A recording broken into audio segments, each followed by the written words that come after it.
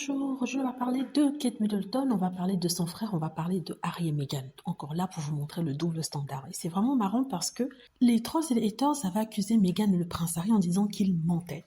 Et ici on va voir que dans ce cas présent, il donne le bénéfice du doute au frère de Kate Middleton. Alors, voilà, le frère de Kate Middleton a donné une interview au Daily Mail. Dans cette interview, il dit qu'il a souffert de dépression.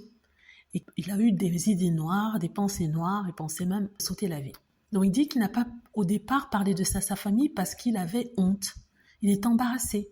Il ne savait pas comment leur dire. Et qu'il aura fallu que Kate Middleton s'en rende compte pour qu'il puisse demander de l'aide. Donc pourquoi c'est important de parler de ça? C'est important de parler de ça parce que lorsqu'il a dit ça, on l'a applaudi. On a dit c'est très bien que ça peut arriver, qu'on ait honte de demander de l'aide, n'est-ce pas?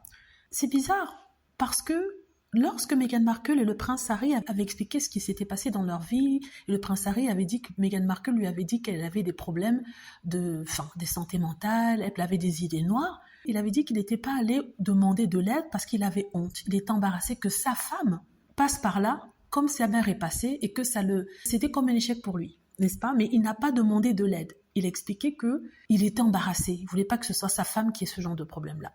Or, à l'époque, on lui avait dit non, qu'il mentait. Qu'en tant que co-créateur de Heads Together, c'est une campagne de soutien aux personnes ayant des problèmes de santé mentale, une campagne qui appelait les gens à se confier, à aller chercher de l'aide lors de problèmes de santé mentale, que les gens ne comprenaient pas pourquoi, en tant que co-créateur de ça, il n'avait pas pu aller chercher de l'aide, n'est-ce pas? Vu qu'il donnait ces mêmes informations aux personnes du public, il ne voulait pas comprendre qu'il peut y arriver que le prince Harry, vu qu'il est tellement scruté, que sa femme est tellement scrutée, il ait honte d'aller dire que sa femme avait des problèmes. Et ça, on lui a dit non, qu'il mentait, que ce n'était pas possible, ça ne justifiait pas le fait qu'il n'ait pas demandé de l'aide. Or ici, Kate Middleton, qui est co-créatrice de Head Together, son frère ne lui a pas parlé de ça, pourtant il sait son implication dans ce programme d'aide aux problèmes de santé mentale. Et là, les mêmes personnes qui avaient critiqué le prince Harry en disant qu'il mentait, que c'était faux, que normalement en étant ceci ou cela, il aurait pu aider sa femme, ont applaudi en disant que oui, c'est vrai, il peut arriver qu'on soit embarrassé, même si on a des personnes qui sont vraiment impliquées dans le combat pour une amélioration des services de santé mentale,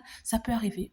Donc pour le frère de Kate, ça peut arriver, mais pour Meghan et le prince Harry, non, ça peut pas arriver, c'est fou, on peut pas imaginer qu'une personne comme ça puisse avoir honte de demander de l'aide pour sa femme. Donc je voulais juste rapporter ça ici pour vous dire que vous voyez le double standard. Et c'est ça sur quoi on base le fait que Harry et Meghan ne puissent être ou pas crédibles.